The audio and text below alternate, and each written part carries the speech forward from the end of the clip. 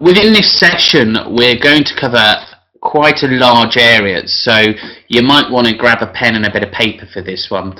Equally, don't feel as if you've got to listen to the whole lot in one go. Do stop at sections and make notes and do the reflective practice. Think about what we've said, see if you agree or disagree, and obviously try to think about times when you can use this within the real working environment.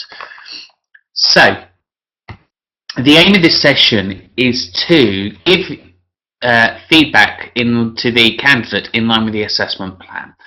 So you can see straight away the very, very first thing that we look for in an audit is where's the assessment plan. So if you've not done an assessment plan, how can you give feedback? Because the work shouldn't exist.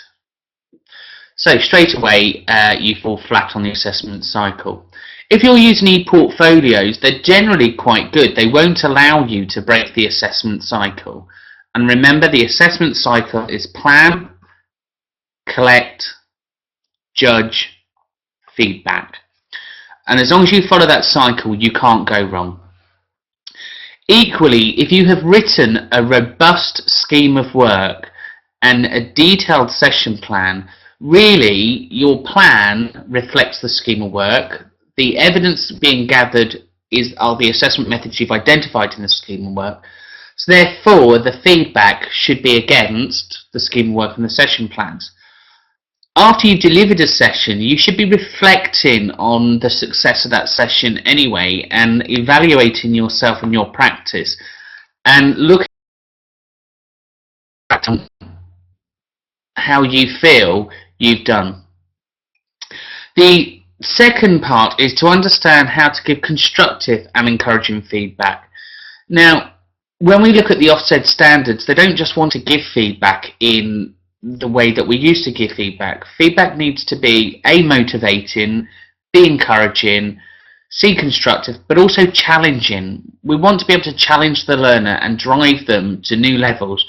If they always do what they've always done, then they'll always get what they've always got. And therefore we haven't really succeeded in our mission as a teacher because we've not taught them anything that they didn't already know, and we haven't challenged them in any areas of further development. You need to obviously meet the learner's needs within the feedback. So understanding your learner, giving feedback is quite important. Remember, if you've done that little discussion around collecting methods of assessment and you planned the plan with them, you should have a fair idea about how they are as a learner. Some of the things that you need to be really careful of is their motivation level, and some people like warm and fuzzy and some people like the direct and to the point. Understanding your learner's needs will make it easier for you to deliver that feedback session. You need to understand and how to identify the next steps. So if you deem them competent and they've achieved your plan, well, what's the next task and what's the next plan? But if they haven't achieved your tasks and they aren't yet competent, what are you going to do to upskill them, and what are you going to do to motivate them, and how are you going to change that plan to meet the needs? One of the things around feedback is that I see really poorly is around functional skills exams, and they go, oh well, you failed that, so what we'll do, we'll just put you in for another test shortly. Well, first of all, that's not really feedback to say to somebody you've passed or failed an exam. You know, if they fail the exam, we need to find out the areas of their weakness. If they're doing work and the assessments, you would naturally give them development points. So you need to be able to encourage them and motivate them and not build people up to fail, because if we set people up to fail, all we're going to do is demotivate them, and that doesn't make us an effective and a passionate teacher, does it? And it goes against our company aims and ethos. So bear that in mind. The learner obviously needs to have access to the complaints and appeals procedure if they disagree with the assessment outcomes. So again, you'll see that in practice. So make sure that you know where that is. It should be in the learner's handbook. And finally, how are you going to record the feedback? Are you going to use the company record form, or are you going to do it MP3? Or you could take your laptop and do what we're doing and do a video session. It doesn't really matter how you record the feedback, as long as you do record the feedback. And feedback can be formal, it can be informal, depending on the learner and how you're going to meet their needs. Remember, ultimately, your feedback is your justification to why you did what you did. So if you've said to them, well done, you're competent, well, why are they competent and what made them competent? Which bits did they particularly do very well in, and which bits didn't they do particularly well in and they could improve for next time, but yet they still met the standards? And if they weren't competent, why weren't they competent? What do they need to do to improve? What I don't ever want to see in feedback is you nearly, or you just met the standards, or well done, you know, or you only nearly didn't meet, or you only just passed. There's no such thing in the NVQ world. They are either competent and met the standards, or they're either not competent and didn't meet the standards. There are no you only just. So if you do think they're only just, then maybe they're not yet competent and you need to do a couple more action points with them to get them competent. Because remember, it's not about just meeting that line, it's about developing, encouraging and stretching the learner. So with that in mind, I've got Amy here, and Amy and myself are going to do a feedback session. Amy's been doing her apprenticeship, intermediate apprenticeship business admin level 2. She's completed her BKSB, so we're going to talk about those results and what we're going to do there.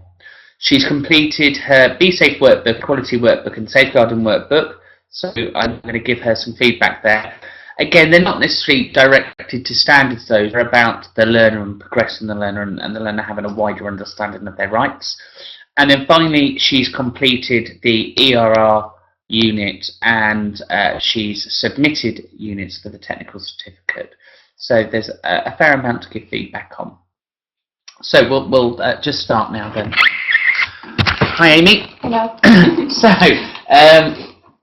again, we'll just cover this. Not Amy nor I are actors. This is our amateur video, so bear with us if we do lots of ums and ahs. So Amy, there's I've obviously looked at your BKSB results, and you completed your initial assessment and you've done your diagnostics, which is really good, and obviously came out around what we thought they would, because you've obviously demonstrated a good level there anyway. So what came out was a tiered report like this. So you should go online and print those out. If you had a chance to have a look at those, so that's discussed with you isn't going to be a shock, and obviously we can work on that. So I need to first of all give you my judgment around your functional skills aspect. Now you submitted 2 lots of RPL for your English and Maths, which were your GCSE grade certificates. I'm happy to say that I've assessed them as competent, because I contacted the school to verify that you were there. I looked at the results and the certificates, and I checked the certificate for its authenticity, and I'm happy that is obviously your certificate was real. So I copied those and endorsed them, so that bit you're fine, and I've deemed you competent in those. Equally though, it doesn't stop us to try and upskill you a little bit, because whilst you do have those RPLs at that level, you know, you do want to move on and progress, like you said. So what I'd like you to do for your personal development really is to go through that BKSB report, and I've highlighted some workbooks that match those outcomes. And what I'd like you to do is go on, download them and have a look at them, and just start to work through them.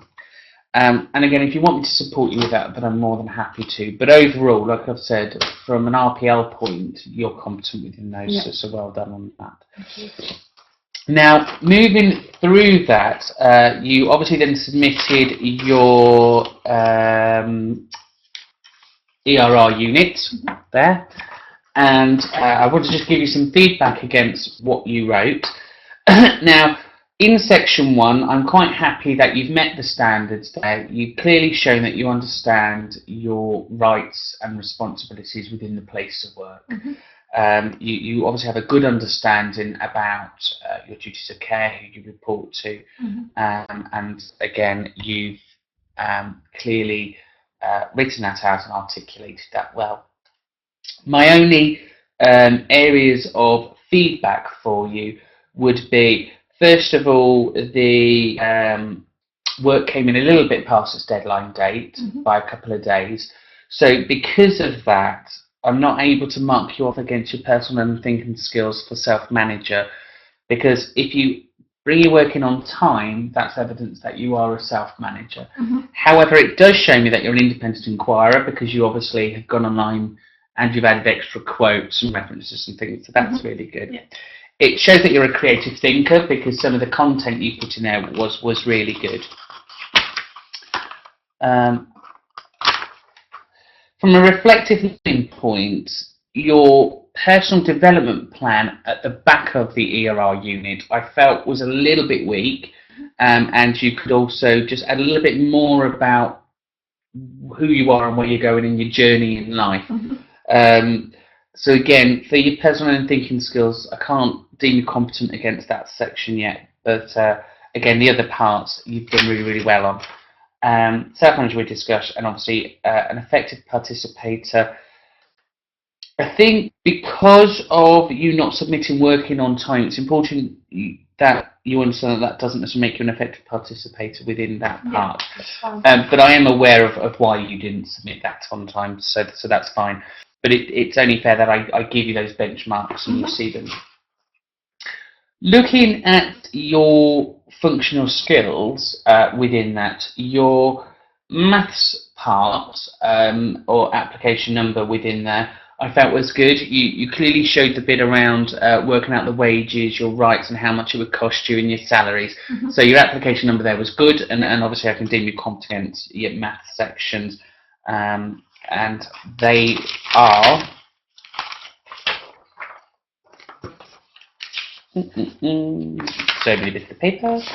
So you clearly showed there that you have met outcomes. Number 1, which is understanding particular problems, because you worked out the salaries and the wage slip. Number 2, you obviously obtained the information correctly and tackled the problem correctly. 3, you set out your mathematics in an organised way, and I could see how you worked out that wage and stuff. And again, when you're doing the wage slips and things, so maybe payroll's one of your duties in the accounts, it is obviously important that you have a good level of application number there and you work in a logical way. And again, when I saw those work products, that was good as well there. So applying mathematics straightforward problems, again, that was fine.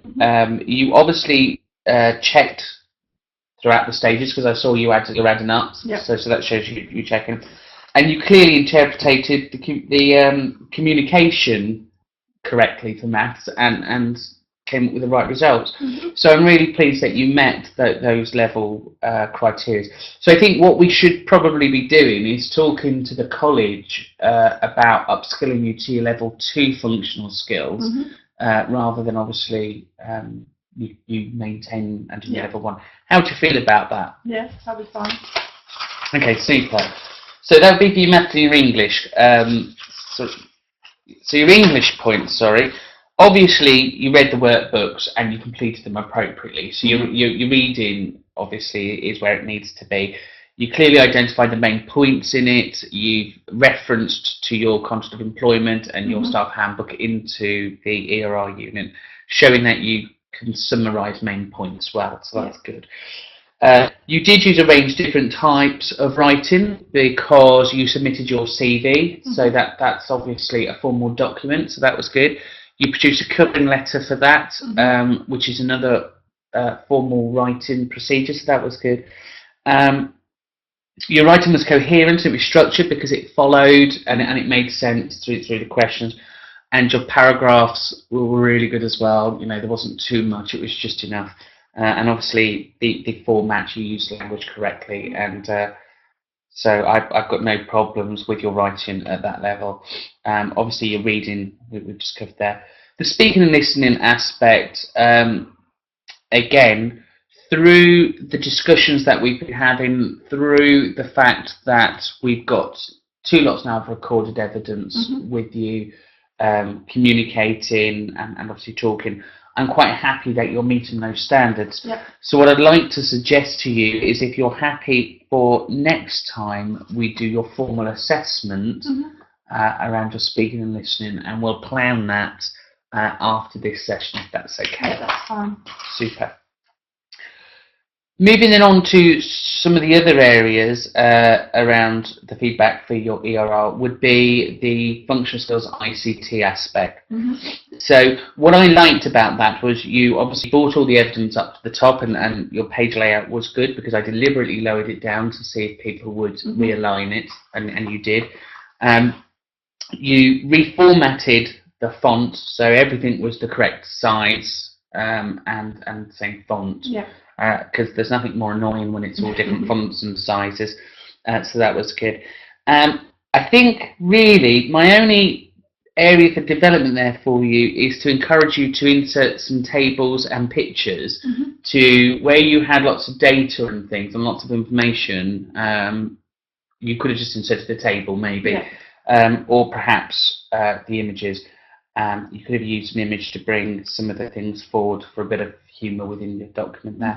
But other than that, again, I can see that you are growing your ITC skills, so that's good. And again, I'm quite happy to deem you competent for what I've seen against the standards I've marked it against. So your ERR unit as a whole, you've met the learning outcomes. I'm happy with the answers that you've written. I think what we'll do with that one, I'm happy to deem you competent on that unit and sign that unit off. But moving forward for other units, I want you to take some of the feedback that we've discussed there forward into your other units. Because again, I don't want to make you do something that you've done that's right.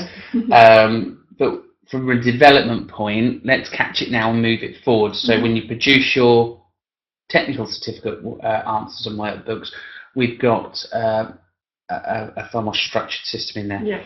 So looking at your technical certificate answers, now what I've done is I've recorded on there where they met the main aims as well, so you won't end up repeating your practice. For the first unit, well, really, I'm going to give you more of a holistic feedback than a detailed feedback, because it was the same, not problems, but the same things to tidy up really in every single one. You've answered every question in a very matter-of-fact way, as such. And what I'd like to see is just a little bit more of a personal touch from you. Kind of linking in how that works to your job role. So, for example, the very first one, you're talking about your duties with, or the role within business admin, but you make it sound very factual rather than personal to you. So what would be nice is if you took that and said, you know, this is the job role within business admin, and my role is and I think that'll just warm that up a bit more and finally finalise those outcomes. So I'd like you just to go through each one and just personalise it a little bit more for you. That's fine. Now I know you're doing the level 2, but you want to do the level 3. So what I'm going to do is I'm going to upskill you a little bit. If you want me to push you, I'm quite happy to give you feedback so you produce your work more at a level 3 standard than necessarily the level 2. But I don't want to disadvantage you, so if that's what you want me to do, I'm happy to push you in that direction. Would you like that? Yeah, I would. Okay, so when you answer your questions then, what I want to see is at the beginning a little introduction to the question, okay? Then the text that you've already got there, have a look at that and highlight, bullet point, not bullet point, but highlight the key words that makes it stand out. So when it talks about list your duties, where you kind of got a big paragraph, just go through and highlight the bits where you're listing. When it goes on and says explain or identify, what I want you to do is then kind of break away from that paragraph a bit and then do an introduction to that explanation. So it's very clear where you're listing, it's very clear where you're explaining, and it's very clear where you're analysing. Because what you have at the moment is you have lots of paragraphs, and within those paragraphs you've answered them at level 2. That, you know, like I said, they're there in a roundabout way, but they're not as sharp as they could be. And I think what we can do here, if we sharpen them up, you would A, have your work ready for your level 3, but B, when you get to your level 3, you'll be in a mindset, so you'll be used to that style of writing. And we don't need to then disadvantage you in the 2, because obviously we can still sign you off with the correct answer, but we're not necessarily looking at the structure as much as we would then at the level 3. So it gives you a chance to practice through these units that stronger style of writing by the time you get there. How does that sound? Are you happy with that? So at the moment, the work in your technical certificate isn't yet competent, because I just need that little bit of tie-in with each of those outcomes on how you meet them. That's fine. But again, I'm aware you did do that quite quickly, because you got that in really fast as well. But looking at the apprenticeship framework, within that you have clearly shown, though, that you are an effective participator and stager, because you did get that in on time, and that was really good to see.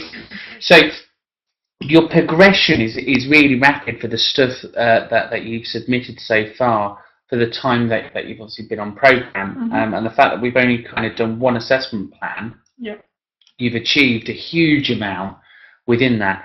Moving forward, obviously we've just discussed then our next plan and what we need to do. Is there anything you wanted to ask me regarding that feedback, or anything you feel that you'd like me to explain again, or are you? No, it seems fine. I understand.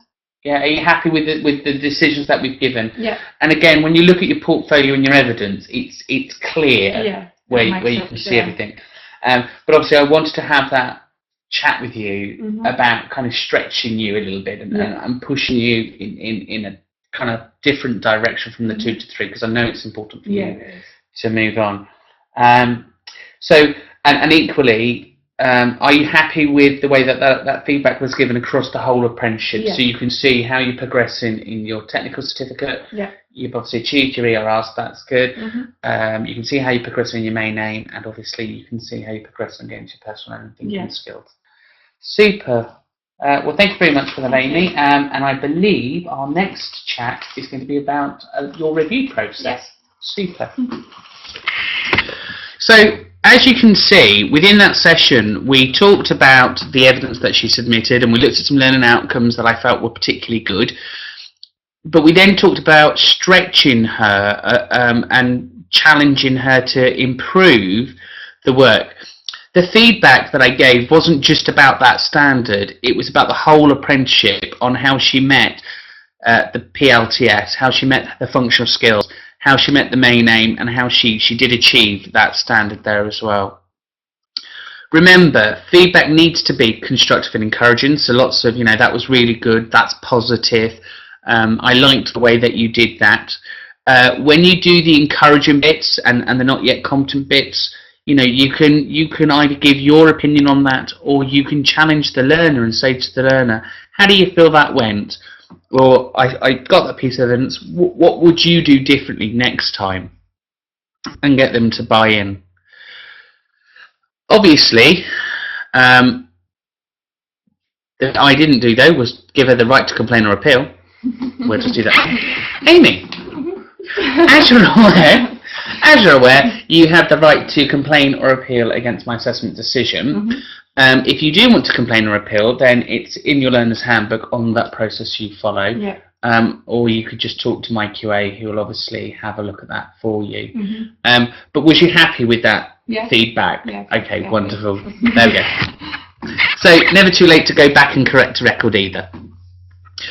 With your record keeping as well, once you've given the feedback and you've got them to agree it, then that's it. It's time to move on and re-establish the plan. So my next steps with Amy after that feedback is to obviously sign off the ERR unit, replan the date for the resubmission for the technical certificate, and plan for the speaking and listening assessment.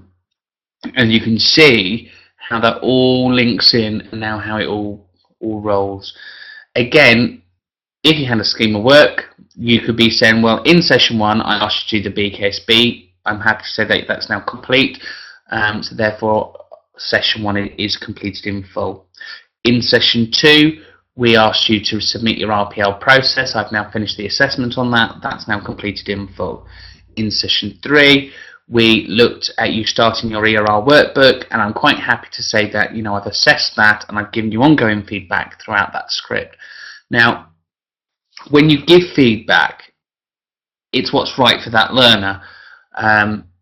You can write it against the standards, you can write it on our feedback sheet, or alternatively you can record it or dictaphone it. But what we must have is that audit trail. So for every piece of work there must be the plan and there must be the feedback. And as the QA, I must be able to pick up a folder, and from the plan I should be able to find the feedback, and from the feedback I should be able to track back and either find the evidence or the plan. So it's that continual cycle: plan, collect, judge, feedback, plan, collect, judge, feedback. Hopefully you found that session helpful. Again, there aren't any particular massive right or wrong rules around giving feedback, other than it needs to be given and it needs to be encouraging. There isn't going to be one cap fits all style of feedback. It's what's right for that learner, and it's about their learning styles. So again, you can justify your level of feedback there. Equally, when a learner submits work, we must give feedback within at least a week and a maximum of up to 2. And that's purely because you might need time to reflect, you might need time to consider what you saw, or you might need to seek advice and guidance before you give feedback. So if you've gone out and you've conducted an observation, you don't necessarily need to give the feedback there and then, because you might not have had time to cross-reference that to the standards or time to consolidate what you saw. So your feedback for that moment could very well be, well, thank you very much, I'm going to go away, consolidate what I saw, think about this, and obviously I can contact you in a couple of days with the feedback, or it'll appear online within the portfolio. Well, what I don't really want is feedback to be typed and then just left lingering. I think if the learner has taken their time to produce evidence, it's important that you take the time to thank them for it and then obviously give them their verbal feedback. People feel far more valued with verbal feedback than what they do with written. So, I hope you found that helpful. Like we said, the next how-to session is going to be on how to do a learner review. Thanks for watching. Take care. Bye for now.